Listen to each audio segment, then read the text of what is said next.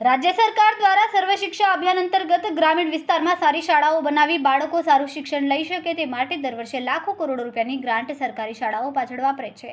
પરંતુ આજે પણ બનાસકાંઠા જિલ્લામાં એવી અનેક શાળાઓ છે કે જેનું બાંધકામ વર્ષો પહેલાં થયું હતું અને આજે આ શાળાઓ જર્જરિત હોવા છતાં પણ બાળકો જર્જરિત ઓરડામાં બેસીને અભ્યાસ કરવા માટે મજબૂર બન્યા છે.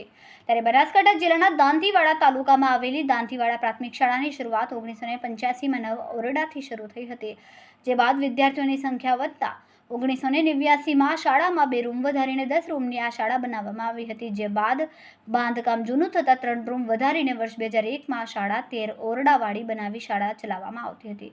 ત્યારે આ શાળા 17 ઓરડાના બાંધકામવાળી છે, પરંતુ 13 જેટલા શાળામાં આવેલા ઓરડા અત્યારે જર્જરિત હાલતમાં છે.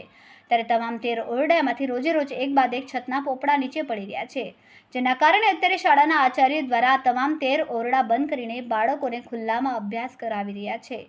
આપ જે ટીવી સ્ક્રીન પર દ્રશ્ય જોઈ રહ્યા છો, આ તમામ શાળામાં બનાવેલા ઓરડાના છે અને વર્ષોથી આ જર્જરિત ઓરડામાં બાળકો જીવના જોખમે અભ્યાસ લઈ રહ્યા હતા. પરંતુ તાજેતરમાં જ બાળકો ઓરડામાં અભ્યાસ લઈ રહ્યા હતા તે સમયે છત પરથી પોપડા નીચે પડતા શિક્ષિકા અને વિદ્યાર્થીઓમાં દોડધામ મચી ગઈ હતી, જેને લઈને અત્યારે તો શાળા સંચાલક દ્વારા 400થી વધુ વિદ્યાર્થીઓને આ 13 ઓરડા ખાલી કરાવીને બહાર ખુલ્લામાં લીમડાના ઝાડ અને શેડ નીચે અભ્યાસ કરાવવામાં આવી રહ્યો છે. એક તરફ અત્યારે ચોમાસાની ઋતુ છે, બીજી તરફ બાળકો ઓરડા વગર ખુલ્લામાં અભ્યાસ કરતા મુશ્કેલી પણ વિદ્યાર્થીઓ અને શિક્ષકોને વધી છે.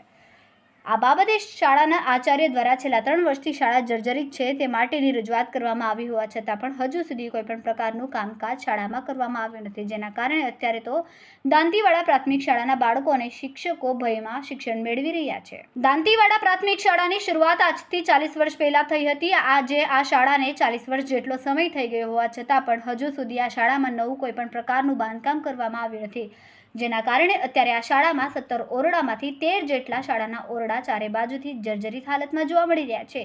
અત્યારે આ શાળામાં માત્ર 4 ઓરડા જ સારી હાલતમાં છે, પરંતુ શાળામાં 400થી પણ વધુ વિદ્યાર્થીઓની સંખ્યા હોવાના કારણે અન્ય વિદ્યાર્થીઓને બહાર ખુલ્લામાં બેસાડીને અભ્યાસ શિક્ષકોને કરવો પડે છે. આ બાબતે ગામના સરપંચ વાલીઓ દ્વારા વારંવાર શિક્ષણ વિભાગમાં રજૂઆત કરવામાં આવી હોવા છતાં પણ હજુ સુધી આ જર્જરિત શાળામાં નવા ઓરડા બનાવવા માટે દરખાસ્ત કરવામાં આવી નથી, જેના કારણે અત્યારે વાલીઓ પણ પોતાના બાળકોને ડરીને અભ્યાસ કરવા માટે મોકલી રહ્યા છે. ત્યારે અત્યારે તો વાલીઓની માંગ છે કે તાત્કાલિક ધોરણે સરકાર દ્વારા આ શાળાને નવી બનાવવામાં આવે, જેથી કોઈ મોટી દુર્ઘટના આ શાળામાં ન સર્જાય. દાંતીવાડા ડેમેજ છે, શું કહેશો? એમાં ડેમેજ છે, એમાં 13 મકાન આપણે મોકલ્યા છે ડેમેજમાં, બરાબર છે. તે ડેમેજ મોકલે છે આપણે, એમાં વિદ્યાર્થી બેસવાડાને આપણે નામ મંજૂરી આપેલી છે અને ડેમેજ કરવાના જ છે. કેમ કે લગભગ 1909 ગામ પુનઃ વર્ષે તારીખ મને સાલની ખબર નહીં, વાત ખબર રાખજો. એ ડેમેજ કરવાની વિનંતી છે મારે, અને બાળકોને ભવિષ્ય બગડા ના, કોઈને નુકસાન ના થાય આપણે વિનંતી મારી. પ્રાથમિક શાળા લગભગ 2 વર્ષથી છે જર્જરિત, અને અગાઉ દાંતીવાડા પુનઃ વસવાટ ગામતળ વસેલું છે, ત્યારનું 40 વર્ષથી આ બનાવેલું છે. એના પછી કોઈ 2 વર્ષથી તો ગ્રામ પંચાયતને, દાંતીવાડા ગ્રામ પંચાયત અને SMC કમિટી આ ઠરાવો કરેલા છે, અને હાલ નવા પણ ઠરાવ કરીને આપ્યા છે. મામલતદાર ઓફિસ આપ્યા છે, CDO ઓફિસે પણ આપ્યા છે. તો તાત્કાલિક ધોરણે નવી સ્કૂલ પાડવાની મંજૂરી મળે અને નવી સ્કૂલ બને તો ભવિષ્ય બાળકોનું સુધરે. હાલ તમામ બાળકો બહાર બેસી અને વરસાદી ચોમાસાની ઋતુમાં બહાર ભણે છે, લીમડા નીચે અને બહાર શેડ છે અને એના નીચે. તો તાત્કાલિક ધોરણે નવું રૂમ તૈયાર થઈ જાય તો બાળકોનું ભવિષ્ય સુધરે અને અભ્યાસ પણ ન બગડે. અમારી શાળામાં કુલ 17 રૂમ અત્યારે આયાત છે, જે પૈકી 9 રૂમ કે દાંતીવાડા ગામનું પુનર્વસવાટ થયો તે સમયે 9 રૂમ 1985-86માં બનેલા છે, જ્યારે 2 રૂમ 1989-90માં બનેલા છે, અને 2 રૂમ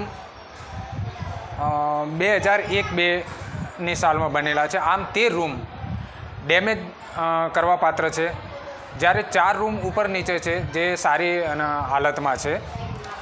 હવે થોડા દિવસ પહેલાં જ અમારે ધોરણ 5 આના વર્ગમાં શિક્ષિકાબેન શિક્ષણ કાર્ય કરાવી રહ્યા હતા, જે ચાલુ વર્ગ દરમિયાન જ કે જે ચતુઃસપાટ દેખાતી સીલિંગમાંથી મોટા પ્રમાણમાં પોપડા જે શંકા પણ ન જાય એવી સ્થિતિમાં હતા, એવા તૂટી પડેલા, અને ટેબલ અને ખુરશી પડવાથી ભાગી સદનસીબે બેનશ્રી અને બાળકો સાઈડમાં બેઠેલા હતા, જેના કારણે બાળકોનો અદ્ભુત બચાવ થવા પામેલ અને બેન પણ બચી ગયેલ અને મોટી જાનહાનિ થતાં ટળી ગયેલ.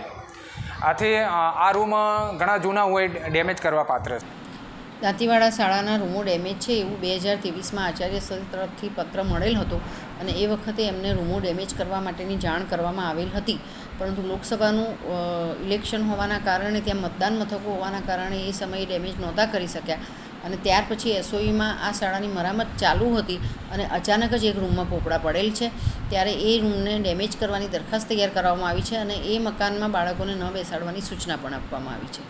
કેટલા રૂમો છે અને બાળકો ક્યાં બેસે છે? એમાં 12 રૂમો ડેમેજ છે તેવી આચાર્યશ્રી તરફથી જાણ કરવામાં આવી છે. તે બાળકોને ભણવા માટે બેસે છે?